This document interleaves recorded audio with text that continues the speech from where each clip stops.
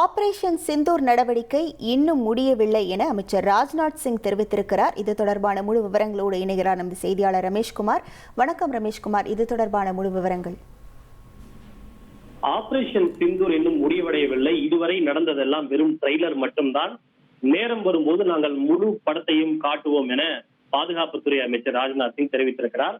குஜராத் மாநிலம் பூஜில் இருக்கக்கூடிய விமானப்படை தளத்திற்கு சென்ற பாதுகாப்புத்துறை அமைச்சர் ராஜ்நாத் சிங் நேற்றைய தினத்தை போலவே வீரர்கள் மத்தியில் அவர் வீர உரையாற்றினார். இந்த பூஜ் என்பது பாகிஸ்தான் ஏவிய ட்ரோன்கள் மற்றும் ஆளில்லா விமானங்களை சுட்டு வீழ்த்தியதில் மிக முக்கியமான பங்கு வகிக்கக்கூடிய மிக முக்கியமான ஒரு விமானப்படை தளமாக அமைந்திருக்கிறது.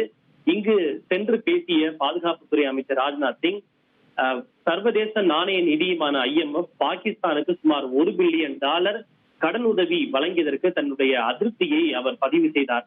குறிப்பாக பாகிஸ்தான் அரசு பொதுமக்கள் வரி பணத்திலிருந்து சுமார் 14 கோடி ரூபாயை சர்வதேச பயங்கரவாதியாக அறிவிக்கப்பட்ட மசூத் ஆசாருக்கு வழங்கப்பட இருப்பதாகவும், இவை தவிர இந்தியாவின் தாக்குதலில் பாதிக்கப்பட்ட முரித்கே மற்றும் பஹாவல்பூர் ஆகிய இடங்களில் இருக்கக்கூடிய லஷ்கர்-இ தைபா மற்றும் ஜெய்ஷ்-இ முகமது ஆகிய பயங்கரவாத இயக்கங்களுடைய சேதமடைந்த இடங்களையும் கட்டி கொடுக்க பாகிஸ்தான் போவதாக தெரிவித்திருக்கிறார்.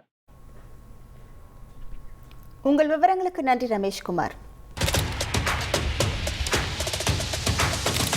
அதிமுக்கிய விவரங்களை அனைவருக்கும் புரிய வைக்கும் பாட்காஸ்ட். உலக அதிகம் தவிர்க்க முடியாத முதல் மக்கள் வளைகுடா நாடுகள் பிரான்சிஸுக்கு பிரியா சம்பவங்களை தேடி களத்திற்கே உங்களை அழைத்துச் செல்லும் ஸ்பாட்லைட். அங்க இருக்கக்கூடிய கள விவரங்கள் என்ன? கடந்த 5 வருஷமாவே சார் எனக்கு ரொம்ப பிடிக்கும் அவர் வர்றதுக்காக. எங்களுடைய நியாயமான கோரிக்கை. Even at the cost of stopping. பார்வையாளர்களையும் செய்திக்குள் பங்கெடுக்க செய்யும் மக்கள் குரல். 50 ரூபாய் எங்களுக்கு தண்ணிக்கு ஒரு தீர்வே இல்லைங்க. 10 வருஷமா எங்களுக்கு சரியான ஒரு விடிவு கிடைக்கவில்லை. 60,000 ஏக்கருக்கு தான் கேட்கிறோம், பிச்சை கேட்கறாங்க.